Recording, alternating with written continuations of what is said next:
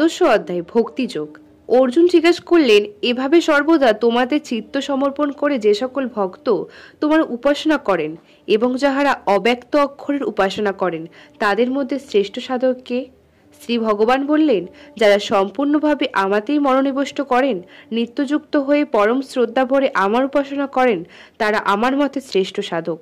কিন্তু যারা সর্বদা সকলের কল্যাণ সাধন করেন, সকলকে সমান দৃষ্টিতে দেখেন, ইন্দ্রিয়গুলি সংযত করে ইন্দ্রিয়ের অতীত, চিন্তার অতীত, বর্ণনার অতীত, সর্বব্যাপী, সকল মূলে অবস্থিত স্থির ও নিত্য ব্রহ্মকে উপাসনা করেন, তারাও আমাকেই প্রাপ্ত হন।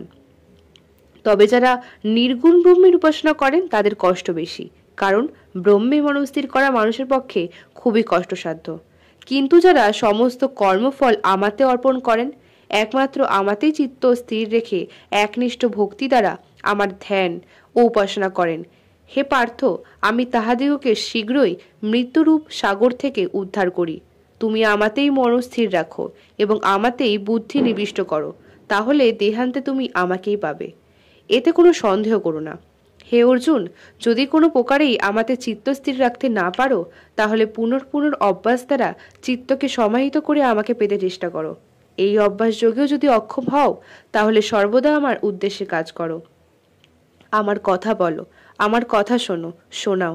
যখন যে কর্ম করো উদ্দেশ্য রাখো আমার প্রীতিবিধান, তাহলে অভিলষিত ভক্তি সম্পদ লাভ করবে। ইহাও যদি না পারো, তাহলে সমস্ত কর্মে আমাতে অর্পণ রূপ যে যোগ তা আশ্রয় করো এবং সংযত হয়ে সকল কর্মের ফল ত্যাগ করো।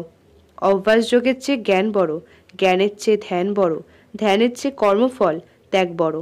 সকল প্রকার কর্মফল ত্যাগ করতে পারলেই পরম শান্তি পাওয়া যায়।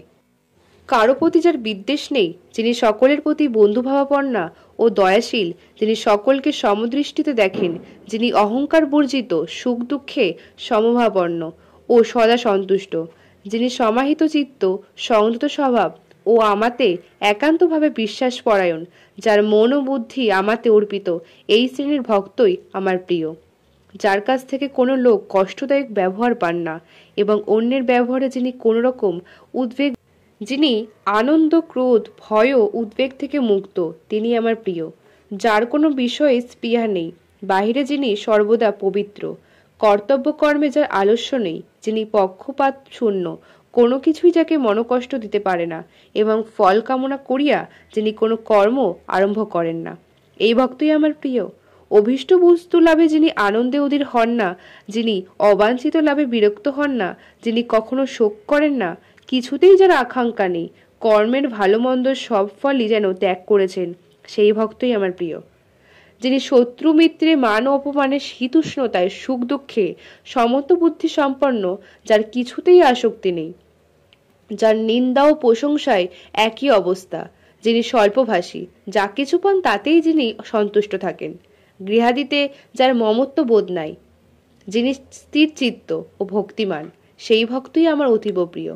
আমার যে অমৃততুল্য ধর্মের কথা বললাম তা যিনি পালন করেন, আমাতে যার শ্রদ্ধা আছে, যিনি একমাত্র আমাকেই পরম শ্রেয় বলে জেনেছেন, সেই ভক্ত আমার প্রিয়। ইতি ভক্তিযোগ নামক দ্বাদশ অধ্যায় সমাপ্ত।